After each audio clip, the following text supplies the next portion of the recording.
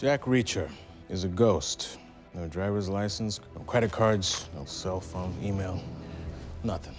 For men, he is a ghost, a legend, a former military policeman gone rogue and upriver. For women, he's a jungle cat, a sexual panther that might come close but can never be tamed. This is Jack Reacher, tugged from the adventure novels of Lee Child and embodied by Tom Cruise. He's unorthodox, but he gets results. Obviously, you don't find this guy unless he wants to be found. Excuse me, sir. There's a Jack Reacher here to see you. Peter, there's no arguing that Tom Cruise is one of the great movie stars of our era. You'll get no argument from me. No argument from you. Absolutely no argument and from no me. argument, presumably, from Tom. No, I'm backing down in the face of his awesome stature. I'm usually pretty suspicious of the concept of a guilty pleasure, because if something is a pleasure, then you should have the courage of your convictions to say why you like it, and the fact that you like it is okay. This is sort of a guilty pleasure, though, in a way. It is absurd, but it's quite entertaining. It rattles along, and Tom Cruise is a strange guy because he's got this very open face. He's still very boyish after all this time. He is playing a character who in the book, in Lee Child's original bestseller, is supposed to be a very big bloke, and of course Tom Cruise is notoriously diminutive, shall we say. So he's bulked up a little bit. He's wearing these kind of lumberjack, I'm a lumberjack and I'm okay clothes. He doesn't do badly.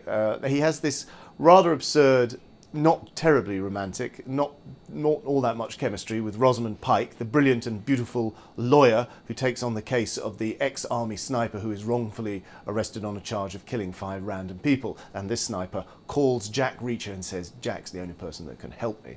And so he tracks down the case. He shows a little bit of quite clever procedural and forensic savvy, and finally comes face to face with this outrageous villain played by Werner Herzog. Which is a masterstroke of It casting, is a master. It's one of the rare moments you think, is there a touch of irony going on here? But yes, having Werner Herzog as the villain is thoroughly outrageous and very entertaining. Catherine, did you enjoy being whisked off on an adventure with Tom? Very, very, very much, yeah. No, I loved almost every of the very many minutes that this film takes up. I mean, it is absolutely outrageous, and there is something, you know, what Peter was saying about how much irony is going on here. I mean, Ros Pike is quite Kenneth Williams in her kind of, you know, raised eyebrows. And she's positively salivating when she looks at him, isn't she?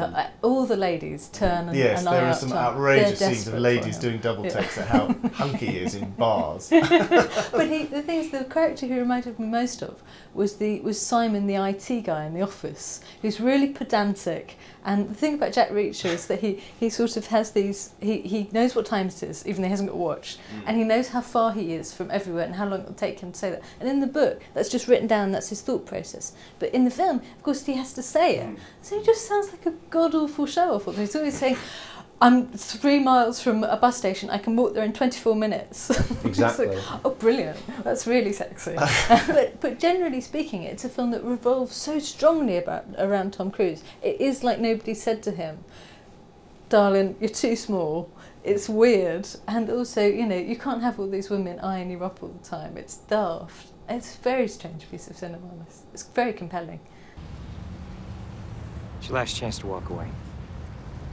Are you kidding? It's 5 against 1. It's 3 against 1. How do you figure? Once I take out the leader, which is you, I'll have to contend with 1 or 2 enthusiastic wingmen. The last 2 guys, I always run. Remember, you wanted this.